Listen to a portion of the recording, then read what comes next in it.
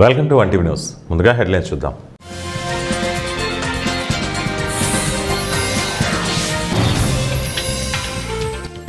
ట్రంపే తరిమేస్తుంటే ఇక మనకు తప్పదు తేల్చేసిన మోదీ.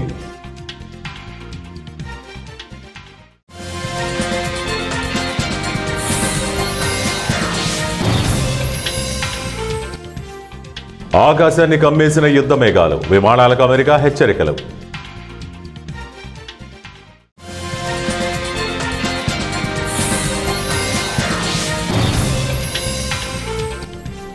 సంక్రాంతికి ఏపీకి 30 లక్షల మంది వచ్చారు చంద్రబాబు.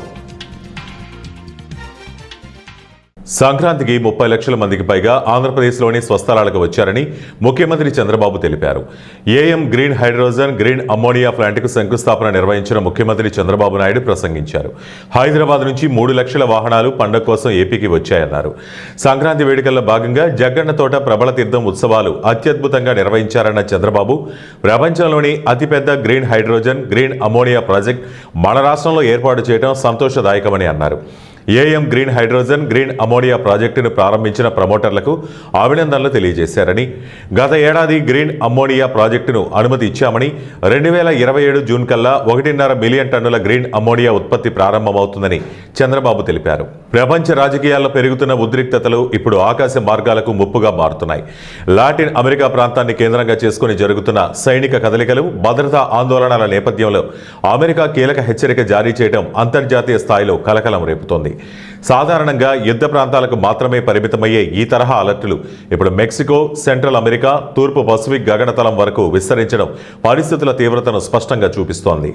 అసెంబ్లీ ఎన్నికలకు సిద్ధమవుతున్న పశ్చిమ బెంగాల్లో ప్రధాని మోడీ సుడిగాలి ప్రచారం చేశారు. రాష్ట్రంలోని మాల్దాలో ఇవాళ వందే భారత్ స్లీపర్ రైలుతో పాటు 4 అమృత్ భారత్ రైళ్లను కూడా ప్రారంభించిన ప్రధాని అనంతరం నిర్వహించిన బహిరంగ సభలో పాల్గొన్నారు. ఈ సందర్భంగా రాష్ట్రంలో చొరబాటుదారుల ఏరివేతకు చేపడుతున్న చర్యల్ని ప్రధాని సమర్థించుకున్నారు. రాష్ట్రంలో భారీ ఎత్తున చొరబాట్లను ప్రోత్సహిస్తున్నారని మమతా బెనర్జీ సర్కార్పై ప్రధాని మోదీ తీవ్ర విమర్శలు చేశారు. రాష్ట్రంలో జరుగుతున్న భారీ చొరబాట్లు రాష్ట్ర జనాభా లెక్కల్ని మార్చాయని, అలాగే అనేక జిల్లాల హింసకు దారితీశాయని ఆరోపించారు. రాజకీయ ప్రోత్సాహంతో ఇది పెరుగుతోందన్నారు. పశ్చిమ బెంగాల్ ముందు చొరబాట్లు అతిపెద్ద సవాళ్లలో ఒకటిగా నిలిచిందన్నారు.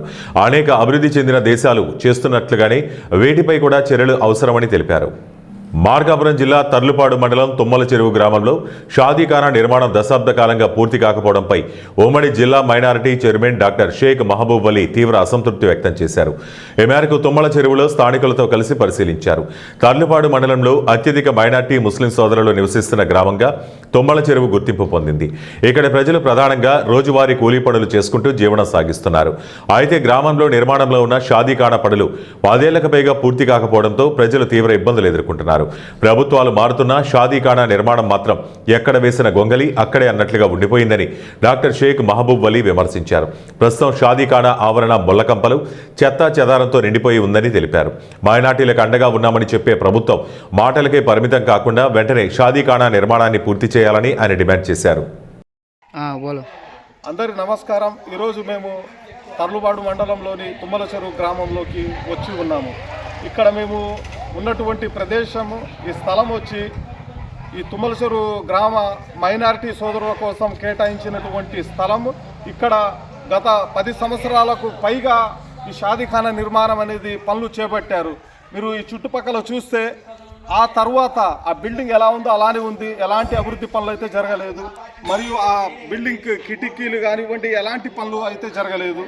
కావున దీని మీద ప్రభుత్వము చర్య చూపించి ఇక్కడ ఉన్నటువంటి 250కు పైగా మైనార్టీ కుటుంబాలు ఇక్కడ ఈ గ్రామంలో నివసిస్తున్నాయి. కావున మేము కాంగ్రెస్ పార్టీ తరఫున మేము డిమాండ్ చేసేది ఏంటంటే ఈ షాదీఖానా నిర్మాణాన్ని పూర్తి చేయాలి. మరియు మీరు మా వెనక చూస్తే ఇక్కడ ఈ గ్రామ వాసులు మరియు గ్రామ పెద్దలు ఈ మంచి కార్యక్రమాన్ని పూర్తి చేయాలని మాకు అడగడం జరిగింది. మేము మీడియా ద్వారా మరియు ప్రభుత్వ అధికారుల దృష్టికి మరియు ప్రభుత్వం దృష్టికి మేము తీసుకువెళ్తున్నాము. మరియు ప్రభుత్వం దీని మీద స్పందించి ఈ షాదీఖానా నిర్మాణాన్ని పనులు వెంటనే చేపట్టాలని మేము కాంగ్రెస్ పార్టీ తరఫున మేము డిమాండ్ చేస్తున్నాం. Thank you. జై హింద్. కర్నూలు జిల్లా మంత్రాలయం మండలం రాంపురం గ్రామంలో రామలింగేశ్వర స్వామి రథోత్సవానికి భక్తులు వేలాదిగా తరలివచ్చారు. దీంతో గ్రామ పరిసరాలు భక్తులతో కిక్కిరిశాయి. స్వామివారి ఉత్సవమూర్తిని ఎమ్మెల్యే బాలనాగిరెడ్డి, మాజీ ఎమ్మెల్యే సాయిప్రసాద్ రెడ్డి, సీతారామిరెడ్డి తదితరులు ప్రత్యేక పూజలు నిర్వహించి రథం వద్దకు తీసుకెళ్లారు. రాంపురం జాతరలో శుక్రవారం రాత్రి కర్నూలుకి చెందిన సంగీత సాగర్ ఎస్కి జాఫర్ బాషా, అలీ, లత, చిన్నా రాజు ఆధ్వర్యంలో నిర్వహించిన సాంస్కృతిక కార్యక్రమంలో నృత్య కళాకారులు, గాయని లత చేసిన నృత్యాలు ఆకట్టుకున్నాయి. మిమిక్రీ, ఉర్రు తొలగించే జానపద నృత్యాలు భక్తులను అలరించాయి. ఇదిలా ఉండగా రచ్చమర్రి, సుంకేశ్వరి గ్రామాలకు చెందిన జెడ్పీటీసీ గోవిందమ్మ, ఎంపీటీసీలు మజ్జిగ నరసమ్మ, జయలక్ష్మి, సర్పంచ్ మేకల సుజాత, ముక్కరన్న, ఆంజనేయులు, అయ్యప్ప ఆధ్వర్యంలో రాంపురం రెడ్డి సోదరులకు భారీ గజమాలతో సత్కారం చేశారు. రాంపురం, బసపురంలో జి భీమ్ రెడ్డి ఆధ్వర్యంలో క్రీడా పోటీలు పురస్కరించుకుని క్రీడాకారులకు బహుమతులు అందించారు.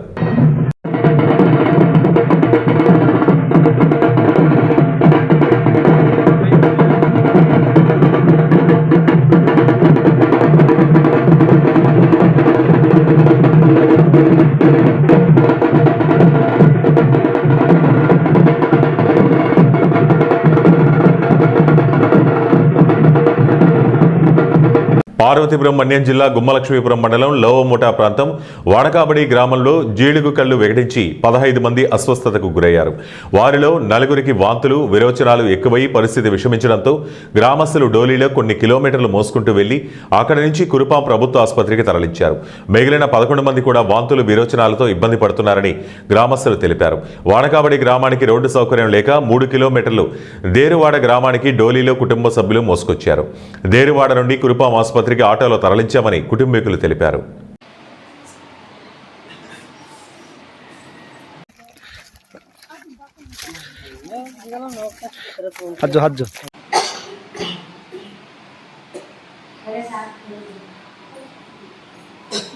కడప జిల్లా బద్వేలు మండలంలోని బైనపల్లి దగ్గర మహాత్మా జాతీయ గ్రామీణ ఉపాధి హామీ పథకాన్ని కొనసాగించాలని ఉపాధి హామీ కూలీలతో సమావేశమైన మాజీ ముఖ్యమంత్రి వైఎస్ రాజశేఖర రెడ్డి ప్రభుత్వ హయాంలో ఆచరణలోకి వచ్చిన పథకానికి ఇప్పుడు బీజేపీ ప్రభుత్వం నీరుగారుస్తోందని జిల్లా కాంగ్రెస్ అధ్యక్షురాలు విజయ్ జ్యోతి అన్నారు. అంతేకాక ఈ పథకాన్ని 2006 ఫిబ్రవరి 2వ తేదీన బండపల్లి గ్రామంలో మాజీ ప్రధానమంత్రి మన్మోహన్ సింగ్, కాంగ్రెస్ పార్టీ అధినేత సోనియా గాంధీ, వైఎస్ రాజశేఖర రెడ్డిలు ప్రారంభించారు. పేద, బడుగు, బలహీన వర్గాలకు మేలు చేసే విధంగా ఈ పథకాన్ని రూపొందిస్తే ఇప్పుడున్న బీజేపీ ప్రభుత్వం అది లేకుండా చేయాలని చూస్తోందని అన్నారు. ఈ పని కల్పించారు. సెలెక్టెడ్ మాత్రమే కేంద్ర ప్రభుత్వము, మా ప్రధానమంత్రి గారు ఎక్కడ చెప్తే అక్కడ మాత్రమే ఆ వర్క్ జరుగుతుంది. అది కూడా కాంట్రాక్టర్ పద్ధతిగా ఒక కాంట్రాక్టర్కి అప్పచెప్పి వాళ్ళ ద్వారా. ఇదైతే ఇంతకుముందు పథకం మహాత్మా గాంధీ పథకంలో అయితే డైరెక్ట్గా వీళ్ళ అకౌంట్లలో డబ్బులు పడేవి. కానీ ఇప్పుడైతే దీని ద్వారా వాళ్ళ కాంట్రాక్టర్కు పోతుంది, వాళ్ళకి ఇచ్చినప్పుడు వీళ్ళు తీసుకున్నప్పుడు. కానీ ఇది కొనసాగించే పద్ధతిలో లేదు. ఎందుకంటే 60% కేంద్రం నుంచి వచ్చి 40% స్టేట్ గవర్నమెంట్ పెడితే ఎక్కడి నుంచి తీసుకొస్తారు? కాబట్టి ఇది నిర్వీర్యం అయిపోతుంది. అది కాకుండా పేద ప్రజల కోసము కావాల్సినటువంటి సౌకర్యాలు ఏం చూడడమే కాకుండా మళ్ళీ విబి రామ్జీ అని మళ్ళీ ఒకటి తీసుకురావడం జరిగింది. ఏ మత విద్వేషాలు, మహాత్మా గాంధీ పేరు తీసేసి విబి రామ్జీ అని పెట్టాల్సిన అవసరం లేదు. మత విద్వేషాలను రెచ్చగొట్టడమే కదా. ఇప్పటికే అన్నదమ్ముల్లాగా ఉన్నటువంటి భారతదేశ ప్రజలలో ఈ ప్రభుత్వం వచ్చిన తర్వాత ఈ రకంగా వైషమ్యాలు నింపి పెట్టినారు. కాబట్టి ఎన్ని దృష్టిలో పెట్టుకొని దీన్ని మాత్రం లేదు. ప్రజల పక్షాన, పేద వర్గాల పక్షాన కాంగ్రెస్ పార్టీ పోరాడుతూ ఉంది. ఉద్యమంలాగా చేస్తూ ఉన్నాం. మన అధ్యక్షురాలు, రాష్ట్ర అధ్యక్షురాలు పిసిసి షర్మిలారెడ్డి గారు చాలా సీరియస్గా తీసుకొని మొత్తం రాష్ట్ర వ్యాప్తంగా అందరి దగ్గరికి వెళ్ళి ఉపాధి హామీ కూలీల ద్వారా సంతకాలు తీసుకొని కాంగ్రెస్ పార్టీ దీన్ని వ్యతిరేకిస్తూ ఇదే కొనసాగించాలనే ఉద్దేశంతో ఈ ఉద్యమం చేస్తూ ఉన్నాను. కాబట్టి నేను ఒకటే కోరుకుంటా ఉన్నా, కాంగ్రెస్ పార్టీ గతంలో కాంగ్రెస్ పార్టీ ద్వారానే ఇందిరమ్మ ఇల్లు వచ్చినాయి, కాంగ్రెస్ పార్టీ ద్వారానే వ్యవసాయ రుణాలు తీరిపోయినాయి, కాంగ్రెస్ పార్టీ ద్వారానే రాజీవ్ గాంధీ గారి టైంలో ఐటీ దాని కింద వచ్చి ఇవి సాఫ్ట్వేర్ ఇది వచ్చింది వారి టైంలోనే. ప్రతి ఒక్కటి కరెంటు, ఉచిత కరెంటు సౌకర్యాలు కావచ్చు మొత్తం వచ్చింది కాంగ్రెస్ పార్టీ హయాంలోనే. పేదలు బాగుపడినారంటే ముఖ్యంగా దళితులు, అణగారిన వర్గాలు, మైనార్టీస్ వీళ్ళంతా ఏనాటి వివక్షత లేకుండా ముందుకొచ్చింది, బాగుపడినారంటే కాంగ్రెస్ పార్టీ హయాంలోనే. కాబట్టి అందరూ దృష్టిలో పెట్టుకొని సహకరించి మీ హక్కును మీరు కాపాడుకొని కాంగ్రెస్ పార్టీని బలోపేతం చేస్తే తప్పకుండా ప్రజలకు మంచి ఈ దేశంలో ఒక మంచి పాలన అందించే ప్రభుత్వం అధికారంలోకి వస్తుందని తెలియజేస్తుంది. మహాత్మా గాంధీ జాతీయ గ్రామీణ ఉపాధి పరిరక్షణ పోరాటంలో భాగంగా ఈరోజు బద్వేల్ నియోజకవర్గం బద్వేల్ మండలం లోని బయనపల్లె గ్రామంలో ఉపాధి హామీ వారితో నేను ఇక్కడ కలవడం జరిగింది. ఎందుకంటే 20 సంవత్సరాల కిందట యూపీఏ గవర్నమెంట్ మన్మోహన్ సింగ్ గారు ప్రధానమంత్రిగా ఉన్నప్పుడు సోనియా గాంధీ గారు పేదల కోసము వారి కష్టాలను చూసి వారికి కావలసిన నైపుణ్యం కలిగిన వాళ్ళకి వారి గ్రామంలోనే పని కల్పించాలనే ఉద్దేశంతో ఈ యొక్క మహాత్మా గాంధీ జాతీయ గ్రామీణ ఉపాధి హామీ పథకాన్ని ఏర్పాటు చేయడం జరిగింది. దానికి జాతిపిత ప్రపంచమంతా కొనియాడదగిన మహాత్మా గాంధీ పేరు పెట్టి ఆ పథకము 2006లో అనంతపూర్లోని బండ్లపల్లె గ్రామంలో మన దివంగత నేత వైఎస్ రాజశేఖర రెడ్డి గారి ఆధ్వర్యంలో సోనియా గాంధీ గారు మన్మోహన్ సింగ్ గారు దాన్ని ప్రారంభించడం జరిగింది. అప్పటి నుంచి ఇంతవరకు కొనసాగుతున్నటువంటి ఈ ఉపాధి హామీ పథకాన్ని ఇప్పుడున్నటువంటి ప్రభుత్వం దాన్ని తొలగించి దాని స్థానంలో విబి రామ్జీ అనే చట్టాన్ని తీసుకురావడం జరిగింది.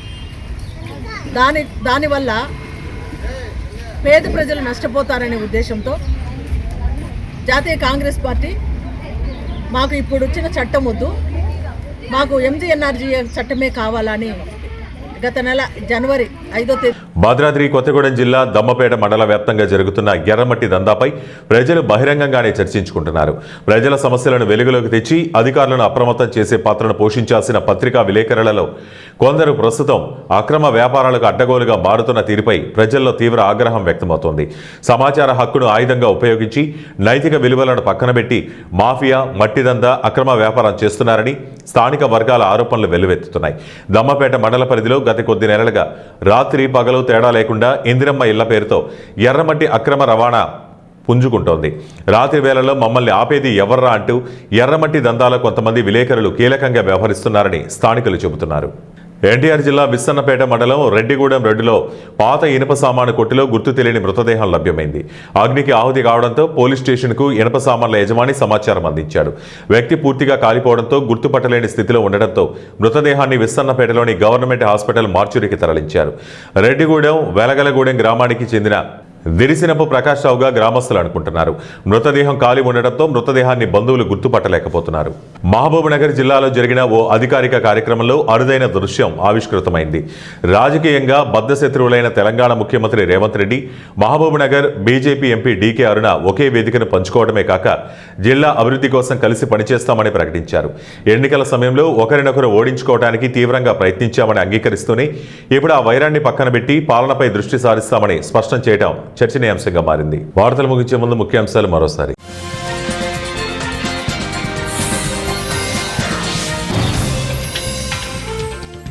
ట్రంపే తరిమేస్తుంటే ఇక మనకు తప్పదు తేల్చేసిన మోదీ.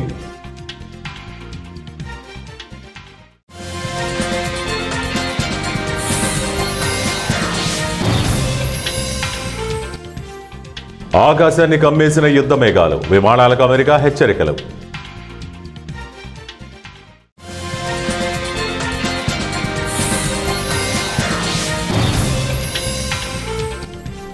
సంక్రాంతికి ఏపీకి 30 లక్షల మంది వచ్చారు చంద్రబాబు. ఇవి ఇప్పటి వరకు ఉన్న బులెటిన్ అప్డేట్స్. మరిన్ని అప్డేట్స్ కోసం చూస్తూనే ఉండండి 1 టీవీ న్యూస్.